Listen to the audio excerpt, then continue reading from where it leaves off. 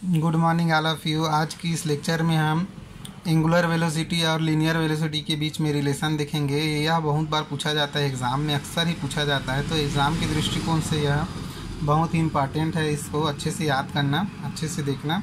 इसके लिए जो हम फिगर डिलीवर करेंगे, उसको जो एंगुलर वेलोसिटी के लिए जो फिगर बनाए थे उसी फिगर को हम कंटिन्यू करते हुए इसमें डेरिवेशन करेंगे। मतलब अगर एग्ज़ाम में पूछा जाएगा तो जो हम लोग एंगुलर वेलोसिटी में जो फिगर बनाए हैं उसी फिगर को यहाँ भी बना लेना। इस प्रकार का था फिगर आपका। ये आपका वाई और वाई डेस एक्सिस हो गया, ये आपका ओरिजिन हो गया पॉइंट ओ, यहाँ से आपका पार्टिकल ये ए हुआ और ये बी पॉइंट हुआ, ये आपका थीटा और ये ओमेगा, और इसका रेडियस आपका आर है, और ये जो डिस्प्लेसमेंट है ये आपका एस। क्लियर? ये हो गया आपका पार्टिकल मोशन। तो देखो इसके लिए क्या करेंगे हम, इसके लिए हम एज्यूम करते हैं कि जो बॉडी ये फिगर 1 में दिखाया गया है, बॉडी ये ना आपके जो इसके अराउंड ये जो एक्सिस लिए हैं वाई बाई एक्स एक्सिस, इसके अराउंड ये सर्कुलर पाथ में यूनिफॉर्म स्पीड मतलब एक समान चाल v से सर्कुलर मोशन कर रहा है। क्लियर? मतलब कोई पार्टिकल है जो एक्सिस वाई बाई डेस में यूनिफॉर्म वेलोसिटी v से सर्कुलर मोशन कर रहा है। क्लियर? तो देखो अगर इस जो पार्टिकल है या जो बॉडी है उसके द्वारा जो एंगल जो बन रहा है वो एंगल अगर थीटा हो और जो डिस्टेंस ट्रेवल कर रहा है, बॉडी जो डिस्टेंस ट्रेवल कर रहा है वो डिस्टेंस आपका एस हो। क्लियर?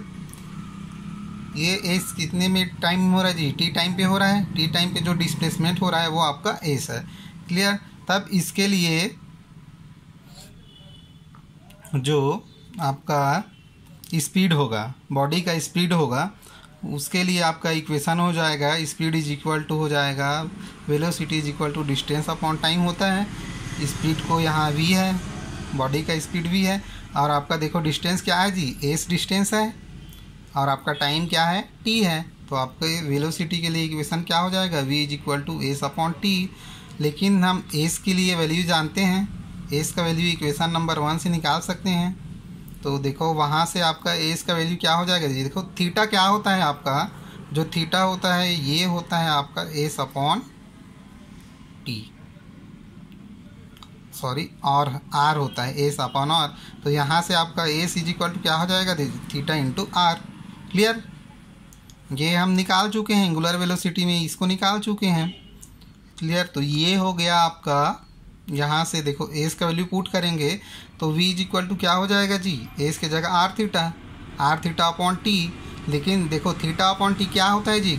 ये हो गया आपका एंगल जो शिफ्ट हुआ है पार्टिकल, ये एंगल अपॉन टाइम, ये एंगुलर डिस्प्लेसमेंट अपॉन टाइम। तो ये आपका एंगुलर डिस्प्लेसमेंट अपॉन टाइम क्या हो जाएगा? एंगुलर वेलोसिटी की इक्वल होगा। तो थीटा अपॉन टी के जगह हम ओमेगा पुट करेंगे तो देखो v इज इक्वल टू क्या मिल गया? ये r इंटू ये कंप्लीट आपका हो गया ओमेगा। तो देखो v is equal to R into omega, यही हमारा रिलेशनशिप होता है, इसी को फाइंड आउट करना था। क्लियर?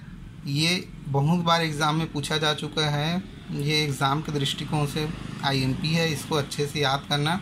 ये सर्कुलर मोशन को डिफाइन करने बोला जाता है, एंगुलर वेलोसिटी और जो आपका लीनियर वेलोसिटी है उनके बीच में रिलेशनशिप बताने के लिए बहुत बार पूछा जा चुका है।